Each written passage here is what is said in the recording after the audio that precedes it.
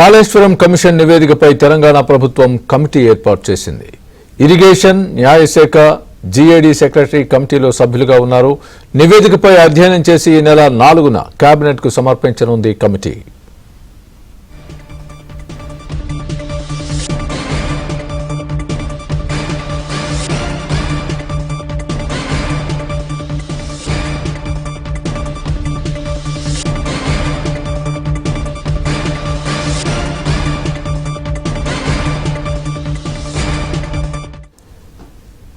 Kaleshwaram commission నివేదికపై Telangana ప్రభుత్వం committee ఏర్పాటు చేసింది. ఇరిగేషన్, న్యాయశాఖ, జీఏడీ సెక్రటరీ కమిటీలో సభ్యులుగా ఉన్నారు. నివేదికపై అధ్యయనం చేసి ఈ నెల 4న కేబినెట్కు సమర్పించనుంది కమిటీ.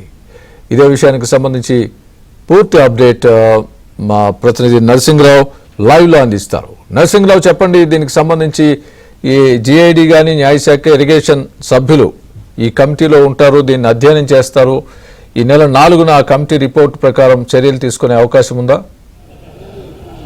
ఎస్ ఆ మేరకే ముందుకు వెళ్ళాలనేటువంటి నిశ్చయంతో, ఆలోచనతో రాష్ట్ర ప్రభుత్వం ఉంది. అందుకోసమే ఈ కమిటీని అయితే ఏర్పాటు చేసింది. వాస్తవానికి ఈరోజు కొద్దిసేపటి క్రితమే, దాదాపుగా అరగంట క్రితము కాళేశ్వరం కమిషన్ నివేదిక ముఖ్యమంత్రి రేవంత్ రెడ్డికి చేరింది. నీటిపారుదల శాఖ అధికారులు, అదేవిధంగా రాష్ట్ర ప్రభుత్వ ప్రధాన కార్యదర్శి రామకృష్ణరావుతో పాటుగా నీటిపారుదల శాఖ అధికారులు ప్రశాంత్ పాటిల్, జాయింట్ సెక్రటరీ శ్రీనివాసులు ఈ నివేదికని ముఖ్యమంత్రి రేవంత్ రెడ్డికి ఆయన నివాసంలో అందజేశారు.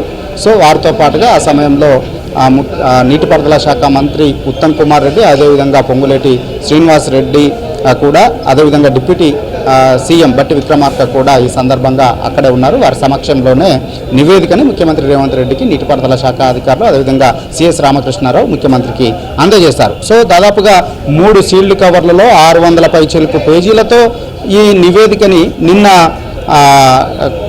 కమిషన్ చైర్మన్ పిసి ఘోష్, నీటిపారుదల శాఖ ప్రిన్సిపల్ సెక్రటరీ రాహుల్ బొజ్జాకి అందజేశారు. సో నిన్న భద్రపరిచారు, ఆ నివేదికని భద్రపరిచారు. ఆ నివేదికను ఈరోజు ముఖ్యమంత్రి రేవంత్ రెడ్డికి అందజేశారు. దాదాపుగా 600 పైచీలకు ఉన్నటువంటి నేపథ్యంలో, పేజీలకు పైచీలకు ఈ నివేదిక ఉన్నటువంటి నేపథ్యంలో దానిపైన అధ్యయనం చేసి పూర్తి సారాంశాన్ని కేబినెట్కు అందజేయాలి అని చెప్పి ఒక కమిటీని రాష్ట్ర ప్రభుత్వం ఏర్పాటు చేసింది. ముఖ్యమంత్రి రేవంత్ రెడ్డి ఏర్పాటు చేశారు. ఈ కమిటీలో నీటిపారుదల శాఖ కార్యదర్శి ప్రశాంత్ పాటిల్తో పాటుగా జీఏడీ సెక్రటరీ రఘునందన్ రావు, అదేవిధంగా న్యాయశాఖ సెక్రటరీ తిరుపతిని ఈ కమిటీలో సభ్యులుగా చేర్చారు. వీరు ఆగస్టు 4వ తేదీ వరకు దీనిపైన అధ్యయనం చేసి, కులంకషంగా దానిపైన అధ్యయనం చేసి అసలు అందులో సారాంశం ఏముంది, ఏమి రిఫరెన్సెస్ చేశారు, ఎవరిని దోషులుగా తేల్చారు, ఏమైనా చర్యలకి సిఫార్సులు చేశారా అనేటువంటి సమగ్రమైనటువంటి వివరాలని క్రిస్పీగా ఒక నోట్ రూపంలో తయారు చేసి దాని పూర్తి సారాంశాన్ని రాష్ట్ర ప్రభుత్వానికి, ప్రధానంగా క్యాబినెట్కి అందించబోతా ఉన్నారు. సో దానిపైన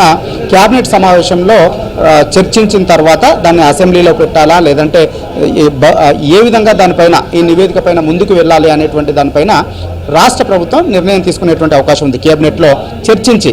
సో ఈ నెల 4వ తేదీన ఈ కమిటీ, ఈ 3 సభ్యులతో కూడినటువంటి కమిటీ ఈ నివేదికని దానిపైన పూర్తి అధ్యయనం చేసి నివేదికని, దానిలోని సారాంశాన్ని క్యాబినెట్కి అందించబోతా ఉంది. సో క్యాబినెట్లో దీనిపైన చర్చించి నిర్ణయాన్ని తీసుకోబోతున్నారు. వాస్తవానికి గత ప్రభుత్వ హయాంలో ఎంతో ప్రతిష్టాత్మకంగా ఈ కాళేశ్వరం ప్రాజెక్టుని నిర్మాణం చేశారు. అప్పట్లోనే కాళేశ్వరం ప్రాజెక్టు పైన స్థల మార్పిడి చేయడం కావచ్చు, ఒక ప్లేస్ నుంచి తుమ్మిడిహట్టి నుంచి దాన్ని మేడిగడ్డకు మార్చడం కావచ్చు, దాని అంచనాల్ని పెంచడం కావచ్చు, 36,000 కోట్ల నుంచి దాన్ని 1,00,000 కోట్ల పైచిలకు అంచనాల్ని పెంచడం కావచ్చు. దీనిపైన పెద్ద ఎత్తున తీవ్రమైనటువంటి విమర్శలు వచ్చాయి.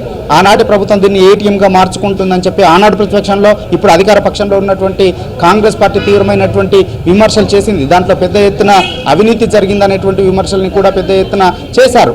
సో ఒకవైపు ఈ విధమైనటువంటి విమర్శలు జరుగుతున్నటువంటి క్రమంలోనే ఆ ప్రాజెక్టు పూర్తి కావడము, దాన్ని ప్రారంభించడము, సరిగ్గా 2023 అసెంబ్లీ ఎన్నికలకు ముందే ఆ ప్రాజెక్టులోని మేడిగడ్డలోని పియర్స్ కుంగిపోవడం, 7th బ్లాక్లోని పియర్స్ కుంగిపోవడము పెద్ద ఎత్తున సంచలనంగా మారింది. అది రాష్ట్రంలోనే కాదు, దేశంలో కూడా అది తీవ్రమైనటువంటి చర్చకు దారితీసింది.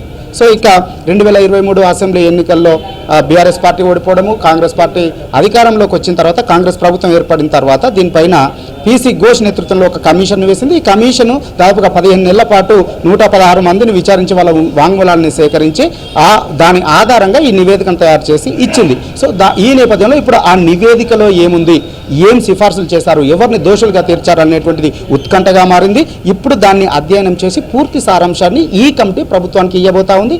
దాని ఆధారంగా ప్రభుత్వం చర్యలకు దిగబోతా ఉంది, చర్యలు తీసుకోబోతా ఉంది. Right nursing, thanks for the update.